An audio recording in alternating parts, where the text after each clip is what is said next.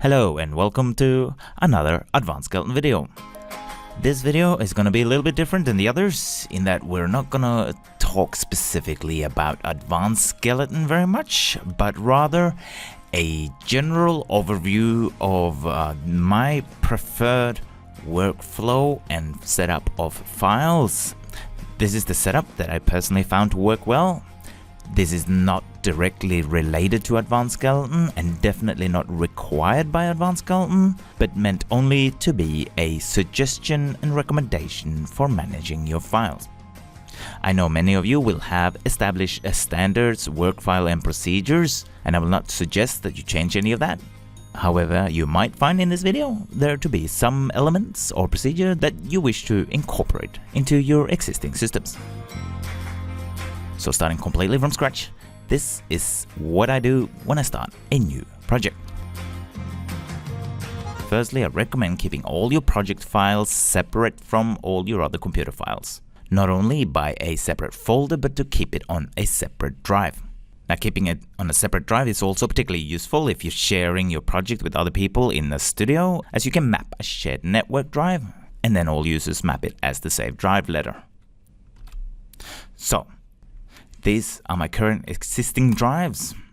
Usually I prefer keeping the letter S as my project drive, but for the sake of this demonstration, I'm going to set up a new drive letter to be the project drive.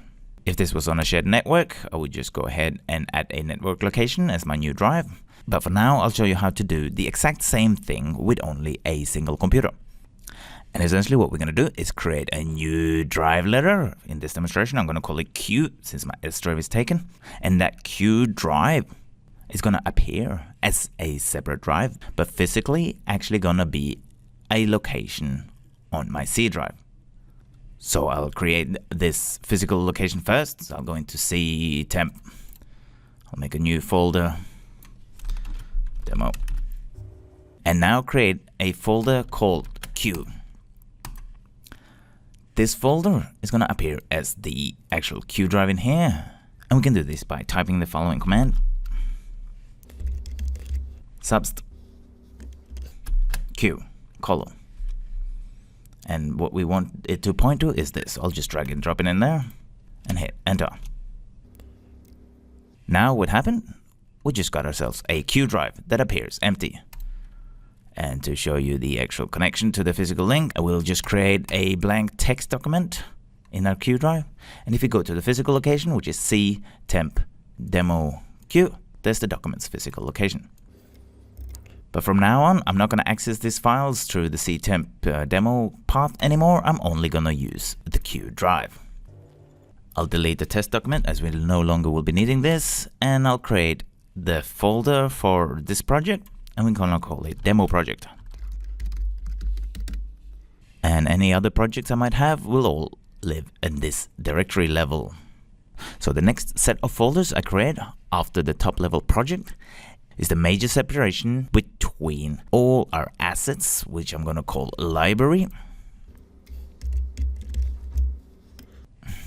and all of the animation files that lives in a scene shot specific formats, which I'm going to call production.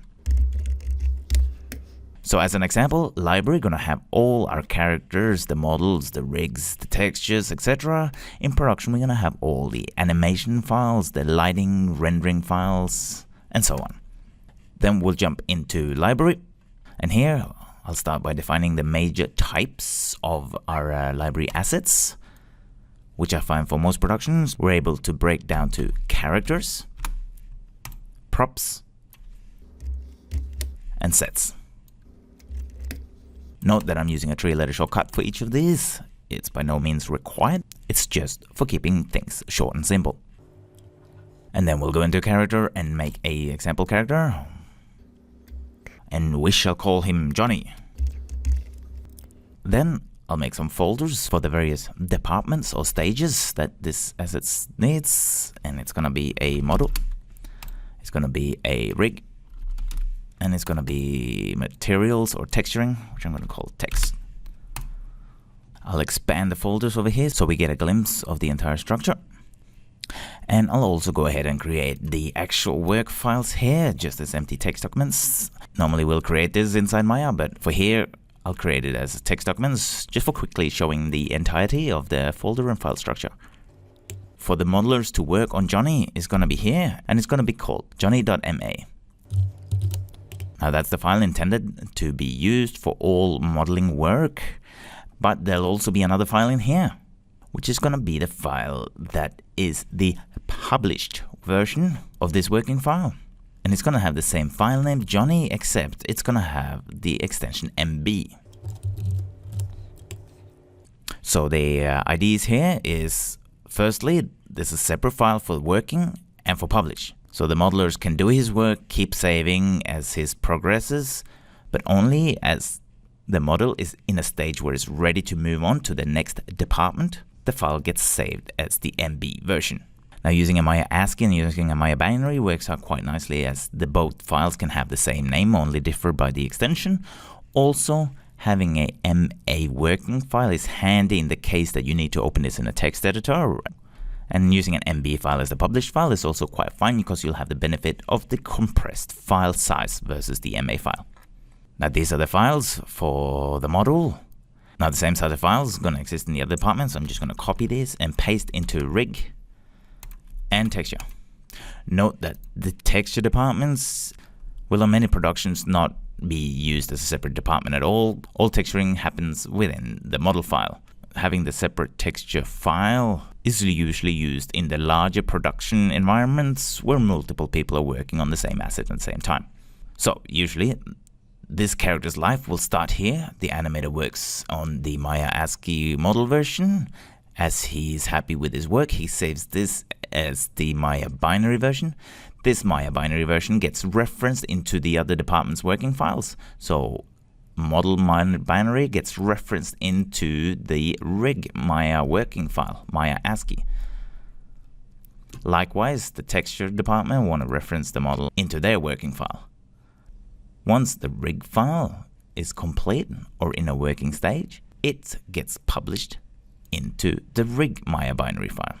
And also at this stage, it's recommended to break the reference connection. Meaning, anytime you open the rig working file, you will get automatic model updates because the model is referenced in. But if you ever open the published rig file, you do not get any automatic model updates because that reference has been broken. Now this reference breaking serves two major purposes. One, you're avoiding nested referencing. Meaning, by the time this published Maya rig gets referenced into animation shot, we do not want that to have a nested reference, meaning we don't want it appearing inside the animation file as a reference to a rig which contains a reference to a model. Because not only does it invite confusion working with nested references, it also means anytime a modeler publish a model change, it might not be compatible with the rig, and therefore the animation breaks. We want the rig file to ensure the model is fully compatible with the rig before getting the model into animation to avoid accidental breaks. Now the process of making the Maya binary from the Maya ASCII can be done manually by inside of Maya. You use the import from reference function and then save as Maya binary. Or you can use the publish button that you can find in the Advanced Skeleton toolset under the publish section. Now next, to complete our example project tree, we'll go into production and I'll show you that in here I'd like to create also a structure, and I prefer keeping it at 3 levels deep, as this will mirror the sibling of the production, which is library. If we look in library, we're going to have 1 level, 2 level, 3 level, and files. So we're going to do the same for production. We're going to have the first level. Now if you're doing episodic work, you might want to call this ep01. Second level, we'll call this the sequence. Third level, we're going to call this the shot. And at this level, we're going to find the files, which in here I recommend naming to reflect its location.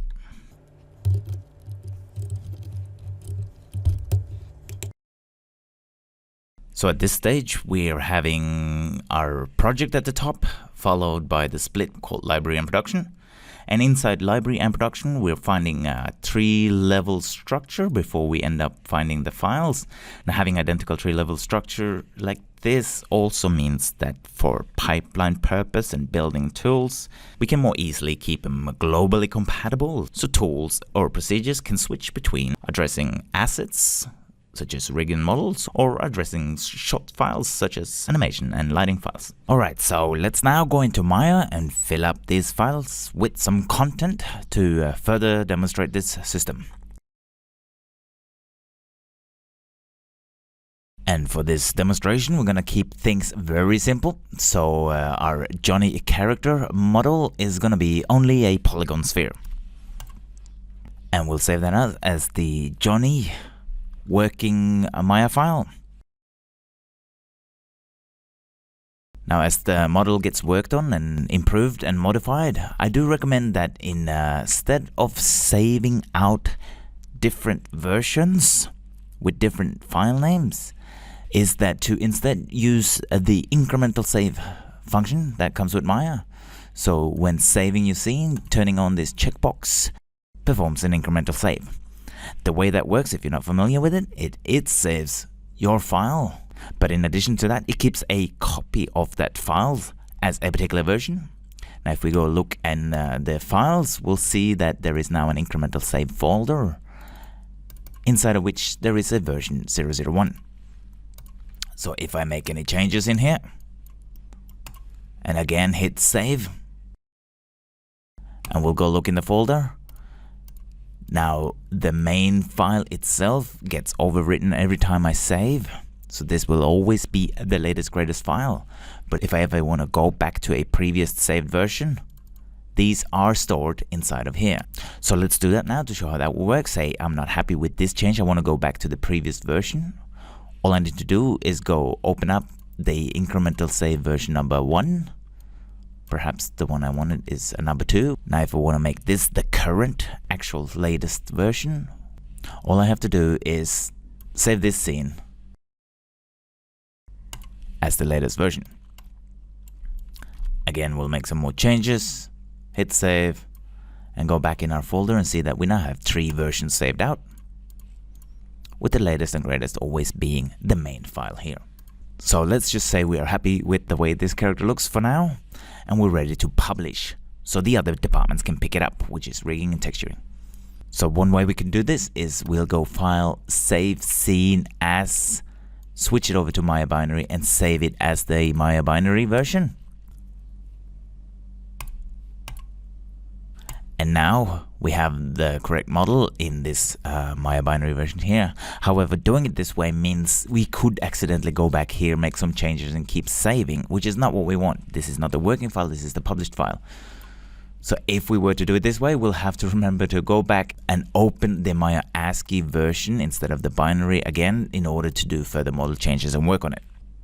Another way of doing this, to avoid this dilemma, is instead of save as the Maya binary, we can just say export all and choose the published model file. Now again, we have performed the publish by generating the binary model file, but at the same time we don't have to go back and do any reopen here because we're still in the Maya ASCII working file. And yet another way to do this would be to use the publish function that exists inside of Advanced Skeleton. And we get a little prompt down here that says we have now published Q demo projects library character Johnny model Johnny MB. Alright, that's it for the model. Let's move on to the rig.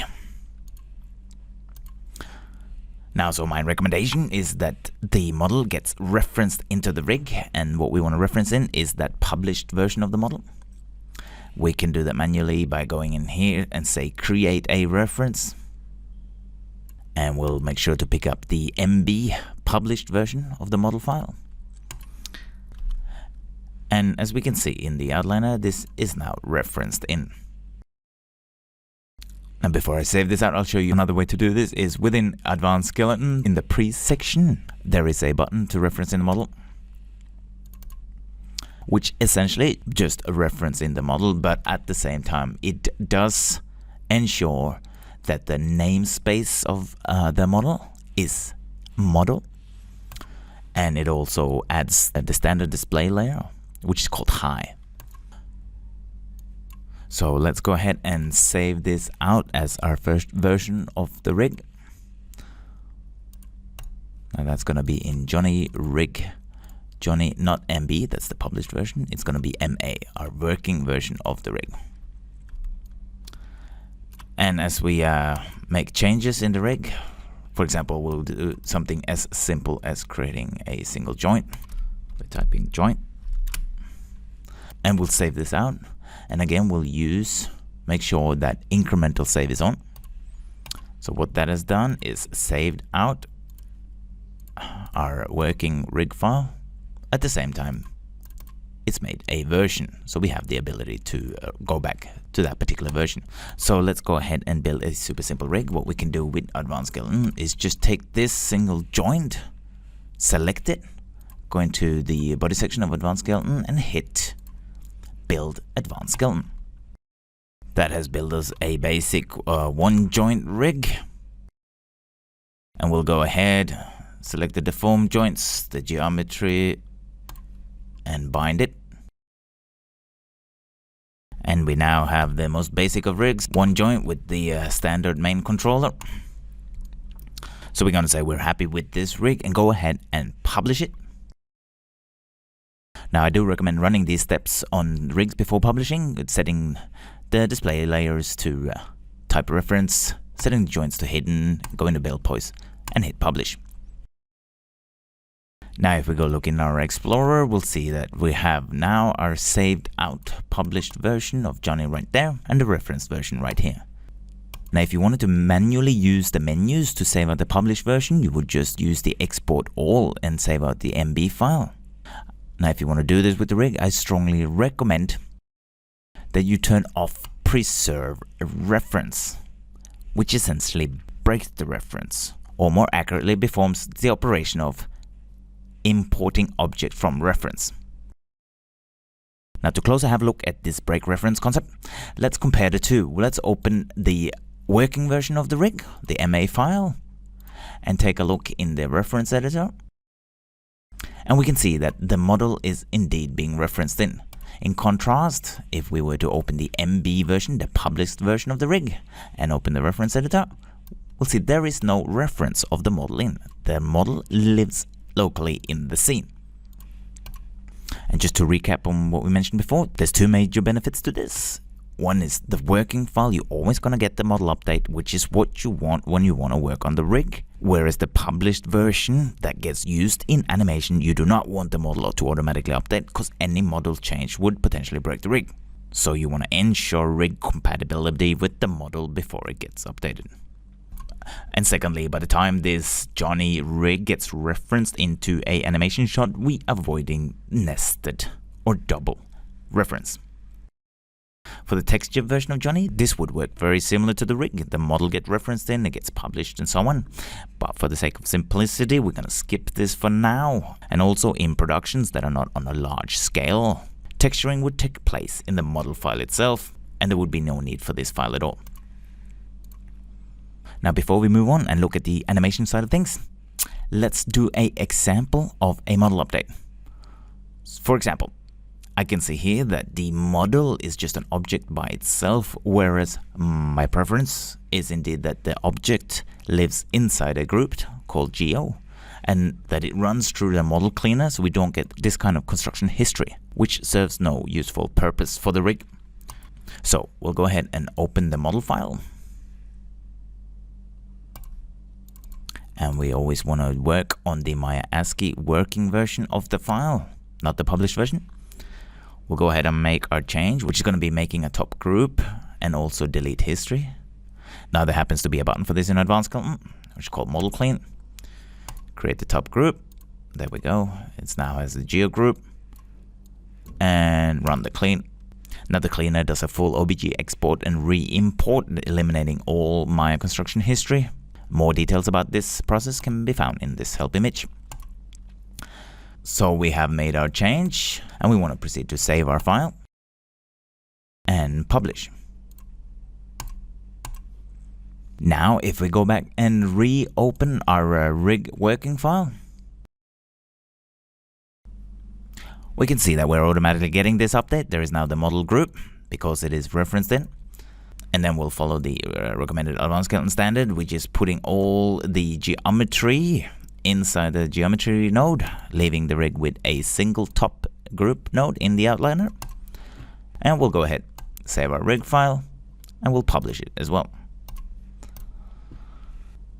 Now, time to look at the animation side of things. So let's make this our animation shot. And what we're going to do is reference in our Johnny character. So we'll create reference. My recommendation here is to use namespace, checkbox on, and also the actual name of the namespace to be taken from the file itself. And then we'll go and pick the published Maya binary version of the Johnny rig file. And here it is. And if we look in the outliner, the object starts with the namespace Johnny. So we'll now go ahead and save this out as our animation file. Now in our demo project, that's going to be under production, Ep1, sequence 1, shot 1, and here's our file. So we'll overwrite that. Now one of the benefits that's going to work well with Advanced Skeleton doing this way is that the tools, such as the selectors, are now going to get a drop-down menu that picks up all the names of the characters that are referenced in. So that's been showing you the basic structure of my suggestion of the files referencing, breaking off reference, and publishing and incrementally saving. Now there's a set of tools that makes this appear a lot easier called the fudge tools, which essentially consists of these buttons: open, save, reference, and submit. Submit being another word for publish. Now the open button lets you browse the tree level hierarchy so you can navigate through your assets and departments. So let's use this to open the model. Then there's the save button. That is essentially the same as a incremental save, with some additional functionalities, such as it'll automatically take a snapshot of your scene, and you can hold down the control key if you want to give it a comment. Test save. Now the interface now shows you the image with the snapshot saved, and it also lets you browse all the versions and showing the comments for each. Double-clicking on any of these would open that previous version. Then the reference button is essentially the same as Go File Create Reference, but it does give you a nicer, more easy to browse interface, ensures that you pick the Maya binary version and gives it the right namespace. And then there's the submit button, which is essentially the publish button, but with the same extra functionalities, such as you're able to give it a comment. It will take a snapshot. And this will also incrementally save the published version. So not only are you able to roll back to any of the working version of the files, but you can also roll back between published versions. And for animation, we want to switch from library into production, and this now gives us a browser to browse any of the animation files. Now the tool contains other features and functions that can be accessed through these menus. Now if you find these fudge tools interesting, I will provide a link in the comments below where you can go and find out more about this. And that concludes for now. I hope you have enjoyed this video, and I'll see you next time.